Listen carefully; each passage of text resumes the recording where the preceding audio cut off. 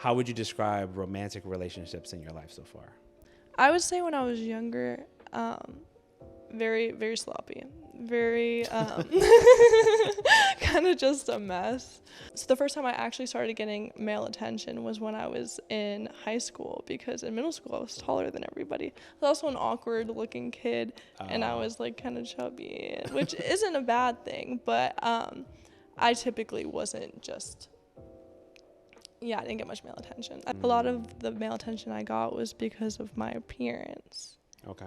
And I think I played into that a lot for a while, in the sense where I think I over-sexualized myself.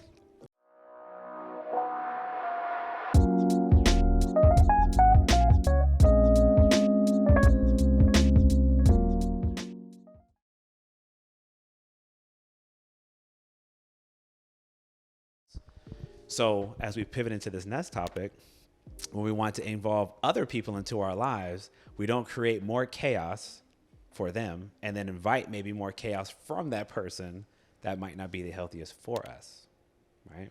So I want to kind of take a slight step here and ask you a little bit about romance. So in your experience so far, obviously you're 20, so I don't know how much experience you have. Maybe you have more than I think. How would you describe romantic relationships in your life so far? So, I'm currently in a relationship that I consider to be a very good one, so I'm very grateful for that. Good to hear that. We're 9 months into that, so I'll get to that in a bit, but Okay. I would say when I was younger, very, very sloppy, very, kind of just a mess. Okay. I had this bad habit of going for people older than me. We'll talk about that. Yeah. Okay. Of going for people older than me. So because of that, they just weren't good people, because you can't be a good person and with that age difference. Not too much, but it was sus. It was sus. Do you want to share with us how big the age difference was for one of them? So the first time I think I stepped outside of my normal was when I was 16. I started seeing this person who was 19. Okay. And then when I was 17, somebody who was 22. Okay. Which, now that I'm getting older and I look at it, if I met a person who told me they were dating someone who was in high school, I'd look at them like, what's wrong with you? I might have some questions. No doubt. Yeah. No doubt. But so those were sloppy. And I think another big thing for me too is so I'm 5'11", in case they can't do that. So when I was so the first time I actually started getting male attention was when I was in high school, because in middle school I was taller than everybody. I was also an awkward looking kid, and I was like kind of chubby, which isn't a bad thing, but I typically wasn't just, I didn't get much male attention. I think the height was a big factor on that. Okay. And then when I got into high school, I think I started to realize the way I got it was because I kind of went through the awkward stage of puberty, started to come out of that. A lot of the male attention I got was because of my appearance. Okay. And I think I played into that a lot for a while, in the sense where I think I over-sexualized myself. Okay. And I kind of let that define me for a while. So I accepted a lot of treatment and interactions that I didn't deserve at the time, because number one, I wasn't able to be intimate with a person. I wasn't able to trust a person. So not having that didn't really bother me. And right, because you normalized that at that point. Yeah, I thought it was uncomfortable anyways. When someone was like, "Oh, you're so great, I like you," I'd be like, no. So I think a lot of it was definitely over-sexualizing myself. I was just very focused on my appearance. And I think another thing is you get caught in the loop of getting validation, that you start to focus a lot on what the other person thinks of you and not what you think of the other person. Or I might add how you think about yourself. Mm-hmm. Very important. How you see you more than how much this weight of how this person sees you. Not to say that that opinion doesn't matter, because if you respect them, I think it absolutely matters. But if all of my self-worth, this is another, I'm just trying to distinguish a point. If a lot of my self-worth comes from based on how I think Amanda sees me, that's not healthy. Because then I might go to great lengths to try to appease you. Because again, I want that validation because I don't have it internally for myself. So I kind of need you to give it to me. So I will augment the way that I behave and the way that I speak and the way that I treat you because I want you to kind of flood me with it. Instead of if I'm more stable within it myself, you giving it to me is a bonus, particularly if we're in a relationship, like, you know, we would appreciate that. But especially while we're first getting started in like general courtship or general dating, I shouldn't be overly reliant on getting it from you. I need to be very secure as much as possible within myself, irregardless of how you perceive me. Mm-hmm. So a lot of it was, and a lot of the attention I was getting was based off of my appearance. Mm-hmm. I think I went through like a little bit of a goth phase too when I was in high school. So I think with that came a lot of stereotypes on of its own. What, were you like Wednesday from the Addams Family? A little different from that, but so that came with a lot of stereotypes. So I think also, especially once I started just indulging in my own risky behavior at 17, I think with that kind of came certain attention of people who just like, even without me doing anything or saying anything, they just thought I was a good time and they wanted to be part of that. And it wasn't about anything that had to do with me as a person, because I wasn't even focused on that at the time. Yeah. It was just very focused on this, like, oh, she's fun. Like, she's going to be fun. Okay. Just kind of general assumptions that people, maybe guys, made about you? Yes. That was, like, kind of how it felt like at least men saw me. And then as I got... Also, I think a lot of that also came from, I did get sexually assaulted a couple of times when I was like in high school. A couple were more serious, a couple less, but that was like a lot of the treatment I got. So I kind of just didn't have a lot of like trust, or I didn't have high expectations. Right. Let's say that. I kind of just thought like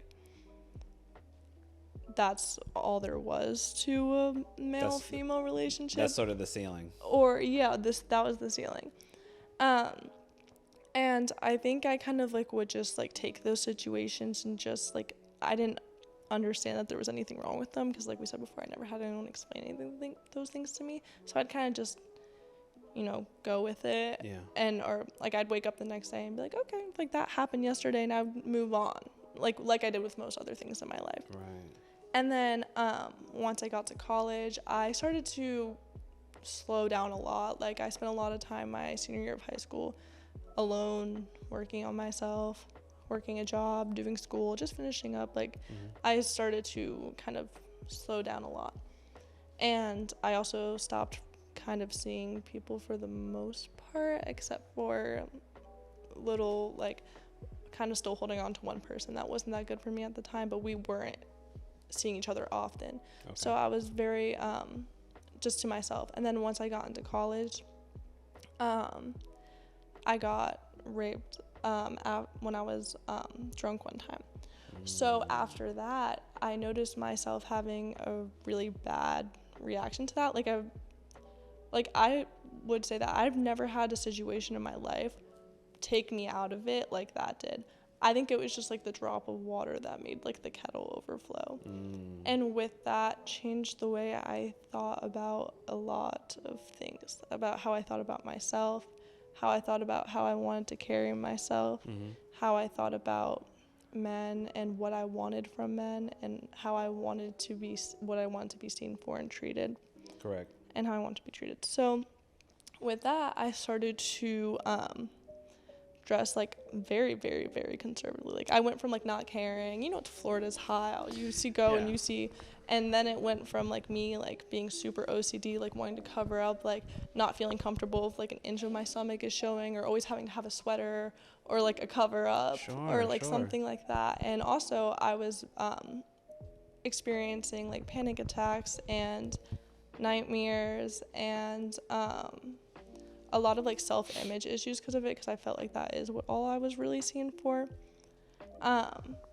So there was a long time where I wasn't really interested in dating people in general. Not to say I didn't at all, but it wasn't my priority. I spent a lot of time like kind of on my own. And that's when I met my current boyfriend, and we were actually friends for 6 months before I think we even gave each other a hug or anything like that, which he was very good at just, you know, treating me like a person. We had a lot in common, like how we thought about the world and our morals down to like everything. And he also never looked at me or treated me in like a sexual way at all, which made me very comfortable around him. Yeah. And it was kind of like this moment of like, oh my God, I'm like actually like talking to this person romantically. And it hit me at like one moment. Like I knew I was like interested, but I wasn't like, since I wasn't interested in like dating anyone, I kind of would just suppress that and be like, oh, we're friends, like whatever. And then there was this moment, he like put his arm up and I was like, oh my God, what is happening right now? So then once the ice of that kind of broke, I think we got into a relationship pretty fast, like within a couple weeks of once it initially began. But that at first kind of like hit the floor in the sense where he also had a lot of trauma in his life and things he had to go through, and so did I, and both of us were not very good with people or dating. So there was this period of just like pure struggle. Like we cared about each other a lot, and we had a like, you know, very big feelings and very big expectations because there was so much buildup. And for a while it just like we didn't know how to date, like because that was my first real relationship, like actually like official adult relationship. And I think that was kind of his first one too, because he had one I think in his adult years before that. He's 23, so he's 3 years older than me. He had one a bit before that, but it was strange. Like it was kind of casual. So how old were you when that happened, when you and him made it official? I was 19. Okay. So you're saying up until 19, you were going through a lot of changes in terms of how you saw yourself because of the types of ways that men would interact with you. And obviously, as you described, which I'm sorry that happened, not in the healthiest of ways. Yeah. I think sometimes, and this is the way I like to believe it, well, I don't like to say everything happens for a reason, which I kind of subscribe to that belief, but I know that can be a little like, I don't know, it can have like stoic undertones sometimes because it's just like, yeah, this happened and then that's just the map of life. No, I think it is what you take from things. And as much as I think like things like that are awful and shouldn't happen, I think that it's what you take away from it. And I think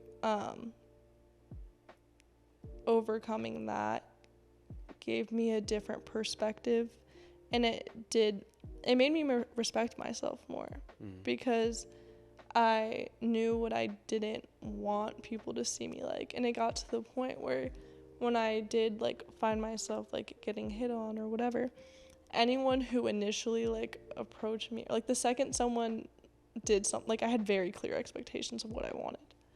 And so even with like male friends, like the second I heard someone say something that was like sexist or just like way too much or just vulgar, or the second someone looked at me the wrong way, I like think I kind of like got so OCD about it for a while that like if someone introduced themselves to me in a way that was too flirty, I was like, absolutely not. Right, but you know, with you sharing what you've shared, I think we can now also appreciate that a lot of that was coming from that traumatic experiences that you've gone through. One thing I think that's important to note with everything that you've shared so far is that, and I've seen this, unfortunately, this pattern play out, where when we go through such experiences at a very early age, I don't want to say that I'm very much a free will versus destiny type of person, just to put that out there. But I think sometimes it kind of sets us on this course where we inevitably introduce ourselves, like you were touching on earlier, into more risky situations for more trauma to occur, right? That's sort of what I understood from when you were describing your experience in high school. I'm putting myself in situations, I'm sexualizing myself, so then maybe I'm in situations that if I was not then going through what I went through in my earlier years, I probably would have known better and I wouldn't have been there. Is that a fair statement for me to make? I'm sorry, could you repeat that last part? Sure. So I was saying, if I was you, if I didn't go through some of those more traumatic experiences in my earlier years, maybe I wouldn't have found myself in more riskier situations going throughout high school. I'm not saying completely could be avoided, but some of them maybe could have been had, let's say, maybe dad been around and sisters didn't go through what they went through, and it would have been easier for you to be a young woman and a teenager and then, grow appropriately like that. Oh, 100%. I also think it was also just what I was exposed to. Like, right. There was no set ethics or morals that really guided my family in any sort of direction, so I had to make them for myself. Right. See, that's what I was trying to get to, because I think about, I'm going to try not to pivot too hard, but I think a lot about what the purpose is that parents can serve in their children's lives, okay? And your father wasn't there during, let's say, these more formative years, right? When you're starting to really cultivate self-identity. What I would be thinking is, this is just my perspective, you may or may not agree. Our job as fathers is to not only give you the love and the respect that you deserve, but when you see me and you see the way that I treat you, that for those that are heterosexual, by the way, that you will expect that thing and those things from a man that wants to interact with you, right? Like that, it sort of becomes part of what your core being is if you're going to deal with other people of the opposite sex. So if you were in those situations, same ones in high school, maybe you would have carried yourself differently because you're like, my father wouldn't appreciate me presenting myself like this. This isn't who I am. And then if a man approached you and was like, hey, I don't know how they came up to you, but, do you want to hang out after school or something? You're like, what's your intention? You look like you're fun, as you said. I'm not about that. I think there would have been a higher likelihood. I know we're kind of building off of a what if situation, but I think in those situations when you have that sort of expectation built based on the relationship you have with that particular parent, it translates over into how those group of people may treat you. So you wouldn't allow any man to just come up to you and talk to you any kind of way or have any other type of expectation of you, because you would say, my father would not accept that from me and for me. 100%. I think another thing is I definitely believe in that your parents themselves model what male-female relationships should look like. That's essentially what I'm getting at. And like I said before, there wasn't much of a relationship to model. Right. So I think I just kind of had because there's people who look at their parents' marriage and they're like, oh my God, I want that for myself. That's an example. Right. Yeah. Right. But for me, I was like, I do not want that. They don't even touch each other. Right. I was like, that sounds absolutely awful. Yeah. So I'm with you. And that's the only point I was trying to make. Like, I think I'm not big into blaming, because I think that's doesn't really benefit anybody, or doesn't really help with not only accountability, but doing something to actually address the issue.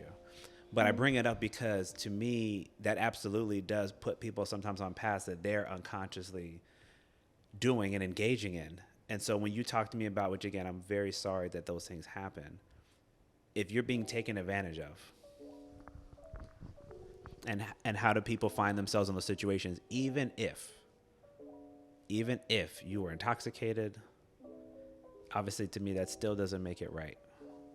It still doesn't make it appropriate, period.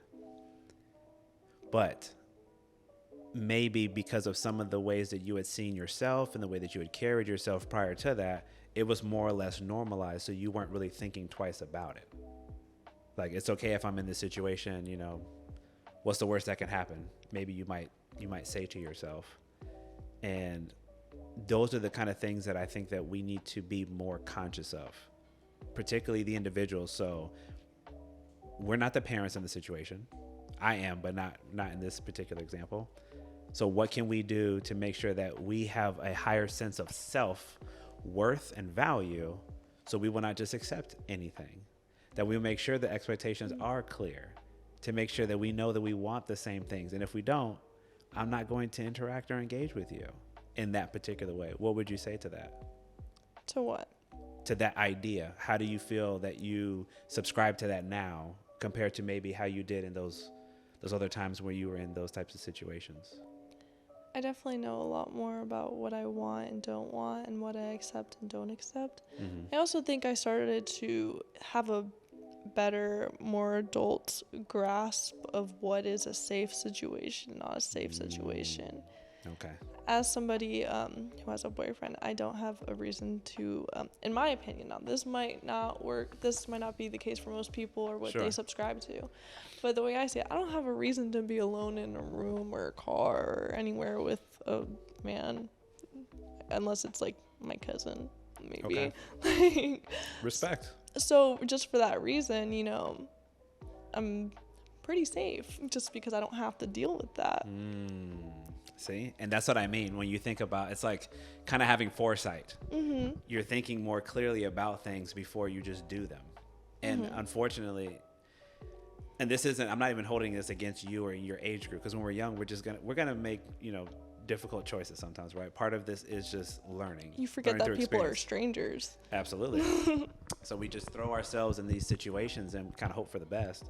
And then, I'm not saying that as an excuse for anybody to be taken advantage of, to be clear, because I don't agree with that at all. But sometimes we absolutely put ourselves in risky situations that we have no business in. So then outcomes like what you described can happen. I agree. So I'm just making that point, and I appreciate you for sharing that. You all need to be mindful of who you're around to make sure that they have a certain level of respect for you. If you don't know people, don't put yourself in these types of situations that something bad could happen, because at the end of the day, there does have to be a level of self-accountability. Again, it doesn't mean that anybody has the right to violate that level of trust that you may give to them. But we also need to be a little wiser and not be in these basic spaces where something could happen to us that would be very unfortunate. So I just want to make sure that we emphasize that point, because I think sometimes we're not very aware of these things. We're just kind of like, I'm going with the flow. We'll see what happens, and I'm sure nothing bad will occur, which, you know, unfortunately, your case was not the case. Another thing I just want to touch on, going off of that, and I do consider myself to be someone very much feminist, like for the girls kind of person. And this is a idea that my mom used to tell me, but she never explained it to me. So I never really understood it. Okay. And I know this is an opinion that a lot of people, specifically girls, disagree with. Men are going to disagree with it. And I normally don't have opinions like that. That's okay. We welcome different opinions. It's okay. But my mom she'd see me wearing things, and sometimes she would be like one time she literally said to me, "You're going to get raped wearing something like that," right? And I has had this mindset of like, this is a cute outfit. Why would I not wear a cute outfit? Like, whatever. And something I realized is that people treat me a lot differently based off of how I dress. Yes, ma'am. And it shouldn't be like that. But a lot of men have a very clouded judgment from what I've heard from men I've talked to and heard their opinions, because I do try to hear them out in a sense. They really do think like that. Like, there's statistics that back that men that think that this girl's open or asking for it or whatever based off of what she's wearing. Sure. And ever since I started to cover up more and be more mindful of what I'm wearing and how much I'm showing even in different environments, I really did start to get treated differently and get a different level of respect, which I don't think it should be like that. But it is where we are. It is where we are right now as a culture, unfortunately. Yes. And I respect that. I know that these are like these, again, this show is here for the nuance, okay? So sometimes we're going to say things that may be uncomfortable, but we got to be real, okay? And this is never coming from a place of disrespect. But I agree with that statement. I think it absolutely matters. I don't have a daughter. I hope to one day. But I would absolutely be telling her to be very conscious of how she presents herself. I can take this a lot of ways right now. But I absolutely agree. The way you present, you got to remember, we all only have one first impression with people. Everybody makes judgments. Everybody makes judgments. Judgments in themselves, to me, are not inherently evil or bad. Sometimes you need to make judgments for a variety of reasons, okay? So we're not going to live in this black and white world where it's this or that. There's a lot of stuff in the gray, okay? So when you say, my mom told me, hey, this type of clothing might put me in this type of situation, I would agree. I would agree. Not because, to be clear, this is not because we're saying that you are inviting it, okay? I'm going to be very clear when I say that. This is not inviting that type of behavior. Nobody deserves to have that level of violation. Nobody. But I'm saying it because it does give an appearance that maybe I am more open to those type of activities. Just like, we can give a different example. If I'm on the corner, or I'm walking, or I'm driving, and I see 3 black guys and they got like their pants hanging off their butt and they got dreads, what are some people thinking? These guys may be drug dealers. These guys may be gangbangers. Is that true? You don't know.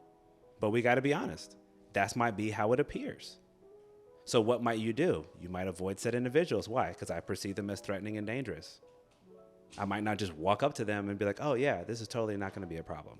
So appearance matters, presentation matters, how we dress matters. There's a reason why we have business casual and formal wear and casual wear, because people are going based on what they see. So I absolutely think it is important for us to be conscious of that. But even with that being said, again, it does not mean those things should be the outcome. I agree. I think a big thing is that my mom would tell me, like, I shouldn't wear certain things, but she wouldn't explain to me why. And that's clearly something she's learned in her life and her experiences, because my mom, she's lived, like, she knows things. She just wouldn't tell me why she was saying things. So I didn't have that level of understanding. And she also didn't, like, she wasn't, like, a hard no kind of person. She would, like, offer you her beliefs, and it was pretty easy to go against them. Okay. Sort of cryptic messaging. Which happens, I think. And again, this is nothing against moms, but I think that's the benefit of when you have fathers there. Because those are sort of those expectations. That's what we're thinking about, because we're very much protective in nature. The vast majority is we're quite territorial, particularly with your children. And a father with a daughter, oh, come on. It's almost always going to be that way, because they want you to be safe. But when you don't have that, maybe there's not that person in your ear saying, you need to go change. Why? Because that is not appropriate. Why? Because there's people who may perceive you out there in the environment as if you are somebody that they need to communicate with, try to spend time with, maybe in inappropriate ways. But we need to have, like you said, and I agree with you, as parents, we need to break that stuff down and actually describe what we mean when we try to give these little nuggets of wisdom. So you're not just trying to, like, read in between the lines, like, well, I don't know what that means. They just told me don't do it.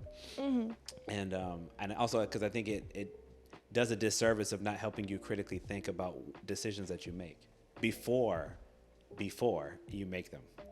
I think another thing is just when you explain it to them, you give them a way to build that into their own, like, mindset and their own morals and their own ethics and their own beliefs. Yeah. But when you just tell them something that's like an order, then a lot of kids specifically are going to want to go against that, or they're only going to follow it when you're watching. The amount of girls I knew in high school or middle school who would, like, start changing, like, in the bathrooms. Full change of clothes in the backpack. Yeah, I'd see that a lot.